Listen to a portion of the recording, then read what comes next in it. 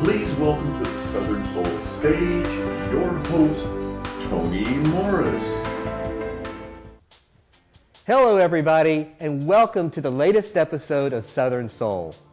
I'm Tony Morris, your host. And if you're just joining us for the first time, you might be wondering, why is this show called Southern Soul? Well, let me tell you. The Southern is because originally I'm from Alabama, or as I tell some people, LA, Lower Alabama. And the soul part is because I'm a psychic medium to be exact. And on the show Southern Soul, together we are going to explore a number of different topics in the world of spirituality. And we'll also talk about my career as a psychic and some of the experiences that I've had. Now, how many of you really enjoy your downtime? What I mean by downtime is those moments when we really don't have anything to do. Some people may be bored, but hey, don't think of it as like being bored out of your mind or whatever. It's really a luxury. Now, when I have those moments of free time or whatever, what I enjoy doing is I like to read. That's right, I'm a reader, literally a reader. But I'm also a reader of books, a bookworm, a perpetual student perhaps. And I believe that, despite what some people may say, reading is still a very popular pastime. People really enjoy their books. Thomas Jefferson, one of our most famous presidents, once even said, "I cannot live without books." Well, I'm no president, but hey, I'm right up there with Thomas Jefferson. And on today's episode of Southern Soul, we've got a special guest, Diana Story. Diana has just written her very first novel, her debut novel, and it's called Maya's Story, Slipping Between Time and Space. And I know you're going to really enjoy the interview that we have a few moments later. Until we bring Diana out for the interview, one of the things that we always do on Southern Soul is we take questions from our viewers. And I've got 3 right here that I'm going to take right now. The first question is, who do you consider to be among the influencers on the different topics in spirituality? There's a lot of people out there, a lot of people who have contributed to the understanding and the knowledge base of spirituality and all these different topics, whether it's, mediumship, psychic awareness, meditation, healing energies. So, but Deepak Chopra definitely comes to mind. He's a very noted spiritualist and he's written a ton of books. Shirley MacLaine, yeah. Shirley MacLaine, she really kicked the door wide open back in the 70s when she started being very much out there in her own personal experiences. She's written more than a dozen books. Some of them talk about past lives and her own experiences and some of her travels. Very spiritual lady, and she's also, need I even say it, a very accomplished actress. So Shirley MacLaine. Oprah Winfrey's done a great job on her network promoting spirituality. I wouldn't say promoting, but helping bring to the forefront spirituality so people can learn more about it. Louise Hay was a woman who was suffering from some health issues, and she basically, through her mind, body, and spirit, healed herself. And she's gone on to write a number of books on that topic alone, and she has created possibly one of the largest industry leaders when it comes to books, CDs, etc., on the world of spirituality. The company's called Hay House, and it's quite successful. But the truth of the matter is, you don't have to be famous to be an influencer.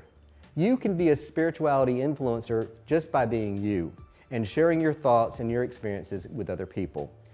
And I meet many of those people on a daily basis, so I'm very grateful for that. Second question, what's the worst experience you've ever had in your job as a psychic medium? Whoa, that's a pretty intense question.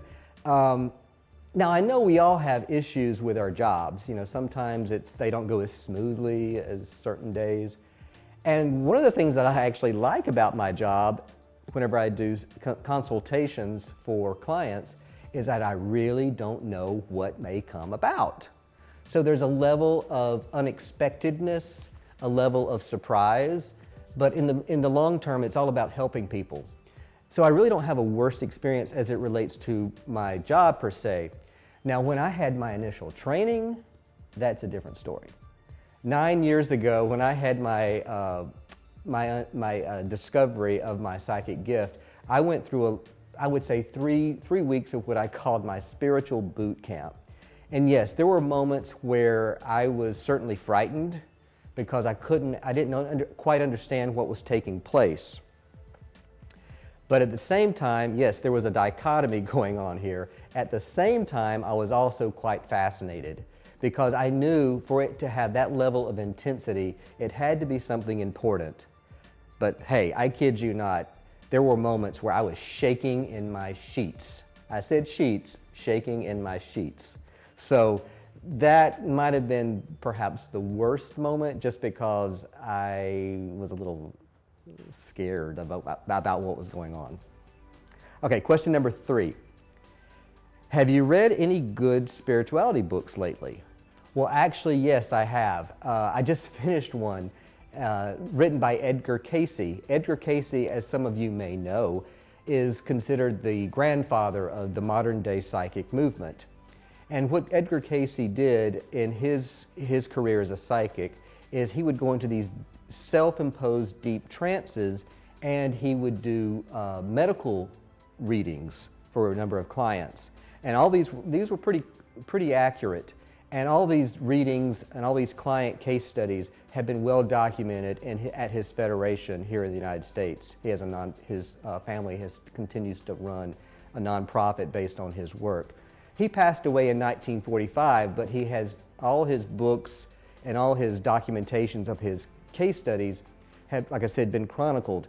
And I've just finished a book called Edgar Cayce and Atlantis. Now, I'm completely fascinated with Atlantis, the lost continent of Atlantis. And Edgar Cayce, in a lot of his readings, way back in the 40s and the 20s, documented a lot of revelations about that lost continent and as to how it relates to modern day. So that was a fascinating book, Edgar Cayce and Atlantis. I'm also looking forward to reading Deepak Chopra's new book that he just published. So there's plenty of books out there, so just some old, some new, just take your pick. And speaking of books, we have a special treat today. Our guest is Diana Story, and like I mentioned earlier, she's just finished her very first novel, Maya's Story, Slipping Between Time and Space. And I can't wait for you to find out what that book is about. So stay tuned. Who loves a good book? Now, when I say good book, I mean that can range from being, a good biography, a romantic novel, a thriller. How about fantasy? Fantasy with a huge helping of spirituality. Well, today's guest is Diana Story, and Diana has just written her very first novel, Maya's Story, Slipping Between Time and Space. And her background is fascinating. She's not just an author.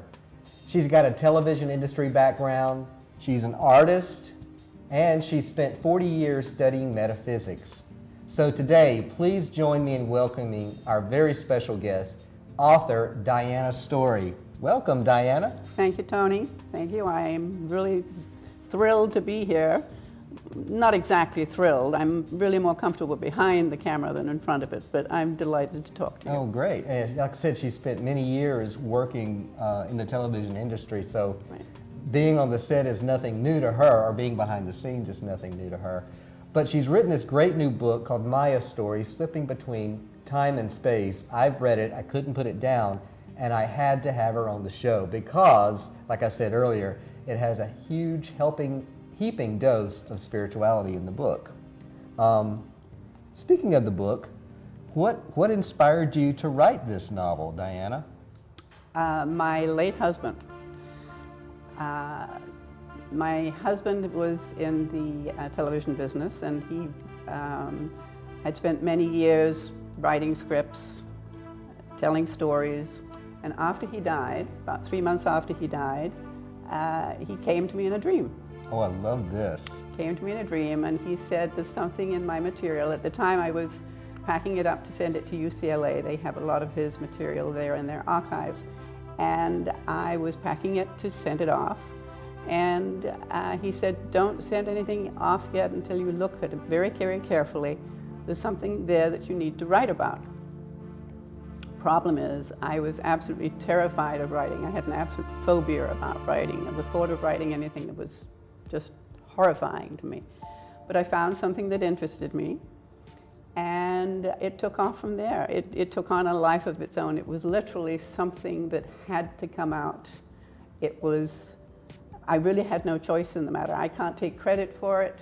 It literally wrote itself, and Ralph was with me every step of the way, my husband, and so I call him my ghostwriter.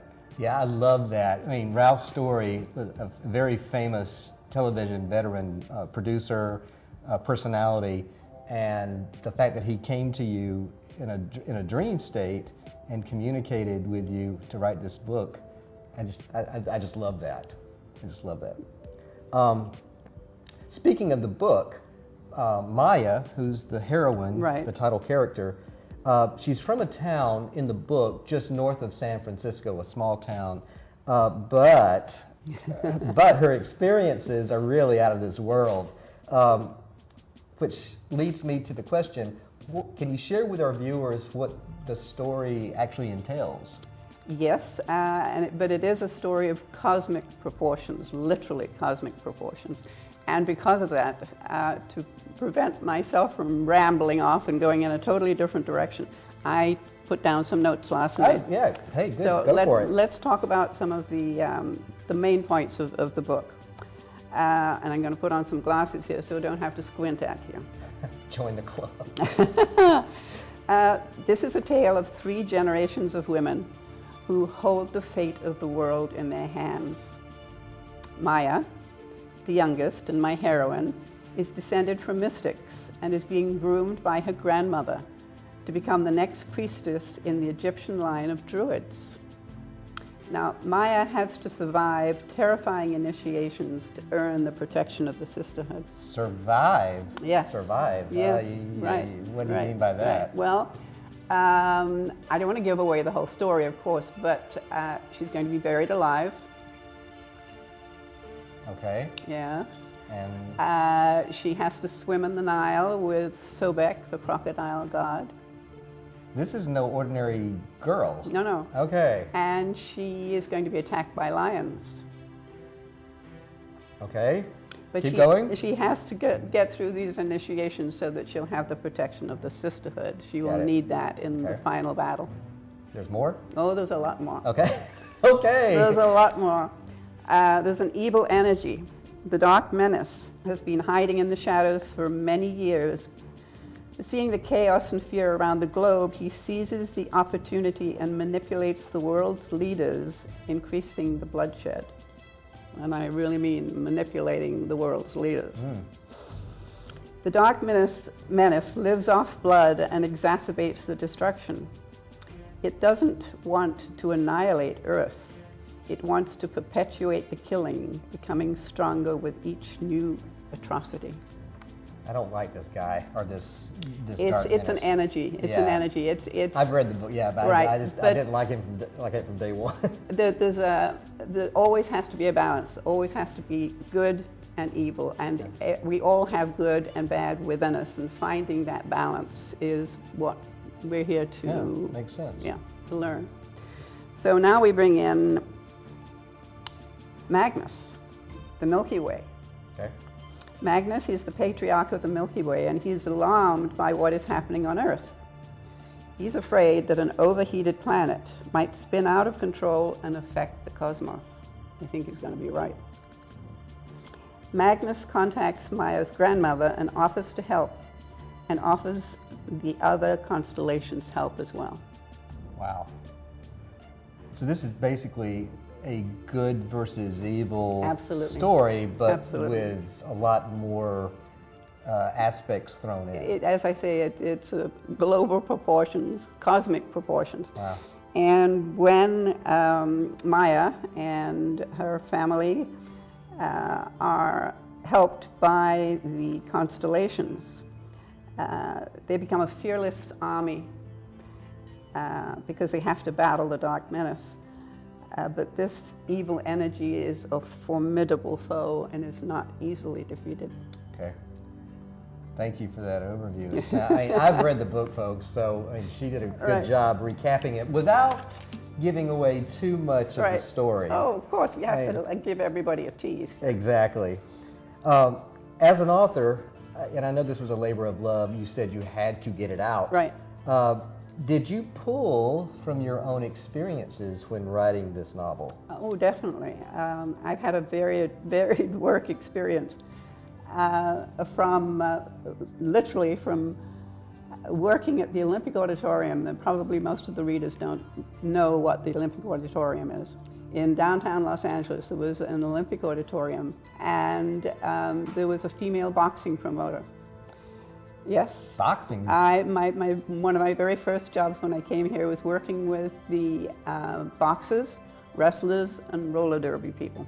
And it was really great fun. I'm trying to get this vision in my head. You with roller, okay, keep going. Yeah, it was great fun. It was great fun. But then I started to become a hypnotherapist. I decided to start painting, so I'm an artist. Mm-hmm. But for over 40 years, I've studied metaphysics. I know that there is so much more to what goes on than we most of the time can actually see or hear or feel. There's a different world out there. I think there are multiple dimensions, and one of my early teachers was Deepak Chopra. Oh, really? Yes. Cool. I was very fortunate to see him at a small hotel in Ventura many, many years ago, and I was listening to him. I'd heard the name. I wasn't that enthusiastic about going, but what's the big deal? I'll go. It was a small room. I was sitting about 6 rows back from him. Cool. And suddenly there was this sound, this roaring sound that came from my left. And it was as if warm syrup rolled right over me. And as this happened, the podium he was standing in front of went bright white. A big green flare shot out of his right side, and the wall behind him went completely white. Wow. And I turned to the girlfriend that had brought me, and I said, "Did you see that?" She said, "See what?" She didn't see it. Didn't see a thing. So you were tapping into that. That was my first aura. I'd never seen anything like that before. Oh my gosh. Well, I'm sure a lot of it's captured, your experiences are captured Absolutely. in the book. Absolutely. Okay. Well, there was one part of the book that really stood out for me personally, because it related to my own spiritual experience. It's the part in the book where you describe, excuse me, what's called, there's some scenes in the book that take place in what you called parallel universes. Mm-hmm. Parallel universes. Right. And I'd never heard that term before. But as I'm reading those particular scenes in the book, I'm like, oh my gosh, that happened to me. That happened to me. I can't wait to tell Diana.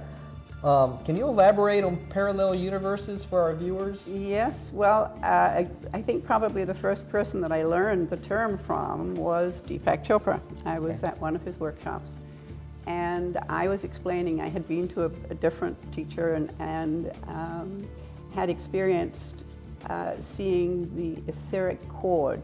Most people wouldn't know what that is, but there's an energy cord that comes from the top of the head.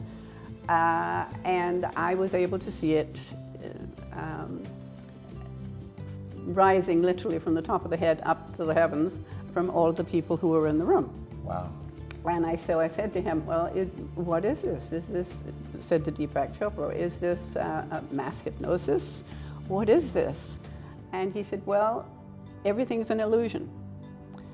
He said, you think that you're sitting on a chair and you've got a table behind you here, and you think it's solid, but it's something that we've all agreed on.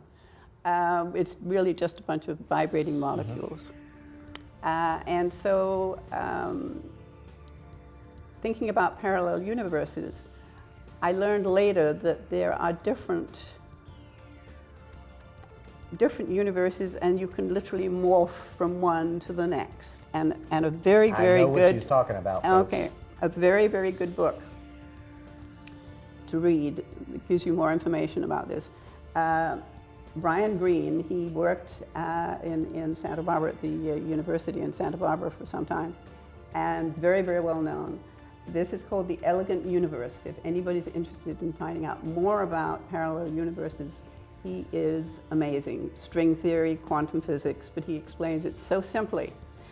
The PBS Nova also did a television program about it, and it's probably still available. In fact, I think you can go to PBS and get a copy of it. Okay.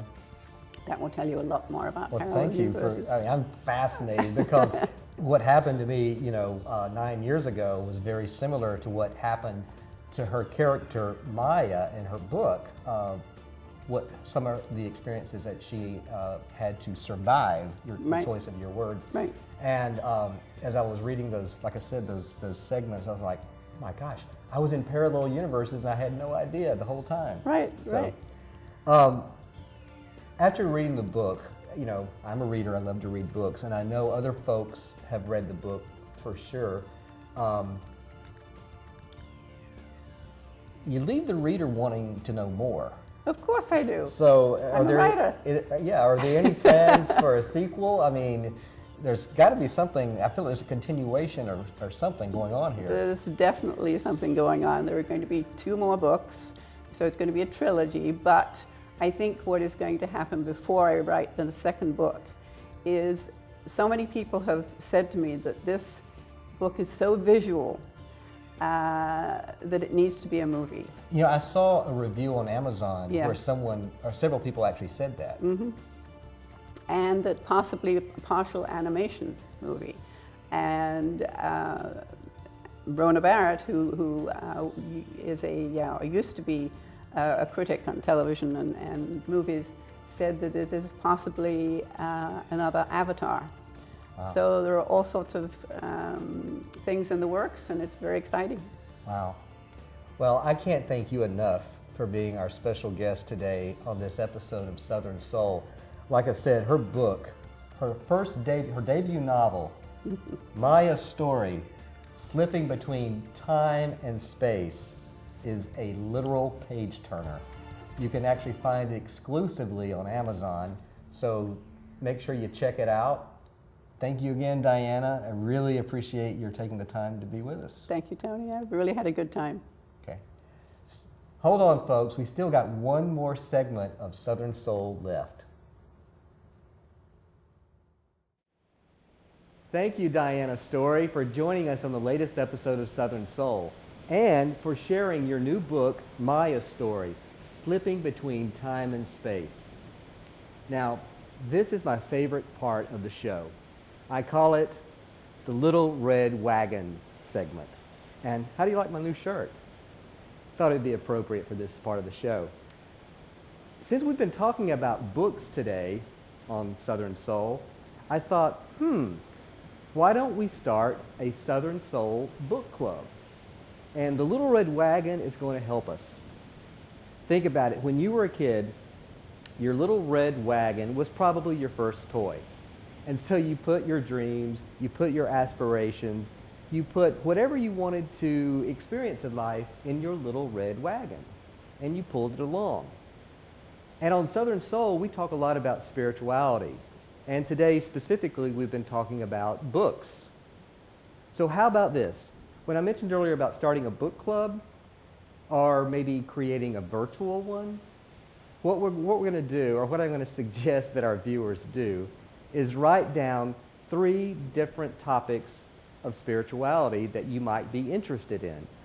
Topics that you might want to learn more about. Now, there's a lot of them out there. Topics that range from, say, meditation, psychic awareness for sure, dreams are a big one, energy healing, a number of different topics. So once you've identified the 3 topics that, I'd like to know more about that, write them down and put them in your little red wagon. Now, step 2 is do a little bit of research and identify 3 different books, one of which that goes with each of those topics.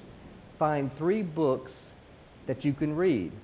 Now, books are no good if they just stay on the shelf. I'm not sure how many of you remember the movie Auntie Mame, but there's a classic line in the movie where one of the ditzy characters says, "Don't you just think books are so decorative?" It's like, no. You got to read them to appreciate them. So you find the books on those 3 topics, read them, and now for step 3. Once you've read them, perhaps you can find 3 of your friends, 3 friends who might share the similar interest in those topics, and share those books with them. So you see, we've created a virtual book club. That easy. Thanks so much for joining us on this latest episode of Southern Soul. I'm really glad you joined us. And until next time, keep reading and keep rolling.